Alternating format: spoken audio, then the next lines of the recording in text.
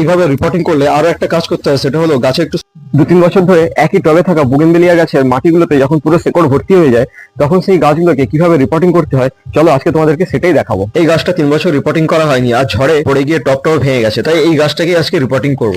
দেখো ভেতরে পুরো শেকড় ভর্তি হয়ে গেছে, শেকড় বাড়ার জায়গা নেই, তাই এই শেকড়কে কিভাবে কাটতে হবে সেটাই তোমাদেরকে আজকে দেখাচ্ছি। এইভাবে ধারালো কোনো ছুরি বা কোড়া দিয়ে নিচের পাটটা প্রথমে কিছুটা কেটে নিতে হবে, তারপরে 4 সাইড থেকে পুরো মাটি এইভাবে কেটে নিতে হবে, আর মাটির সাথে শেকড় গুলো কাটা হয়ে যাবে। তোমরা হয়তো ভাবছো আমি এইভাবে সব শেকড় কেটে দিলাম, গাছের ক্ষতি হবে। আরে না না, এতে গাছের কোনো ক্ষতি হয় না, উল্টে গাছের ভালোই হয়। যখনই আমরা গাছটাকে রিপোর্টিং করব তখন গাছের আবার নতুন করে শিকড় বাড়ার অনেক জায়গা থাকবে এবং গাছটা আরো ভালোভাবে গ্রোথ হবে। আর মাটি সহ অতিরিক্ত শেকড় গুলোকে কেটে দেওয়ার আরো একটা প্লাস পয়েন্ট হচ্ছে আমরা ওই গাছটাকে ওই একই মাপের টবে বারবার রিপোর্টিং করতে পারি, টবের মাপ চেঞ্জ করতে হয় না, কিন্তু গাছের গ্রোথ খুব ভালো হয় আর গাছে প্রচুর পরিমাণে ফুল পাওয়া যায়। বুগেনভেলিয়া গাছ এইভাবে রিপোর্টিং করলে আরো একটা কাজ করতে হয়, সেটা হলো গাছে একটু সফট প্রুনিং করে দিতে হয়, আর গাছে ফুল থাকলে সেগুলোকে কেটে ফেলে দিতে হয়।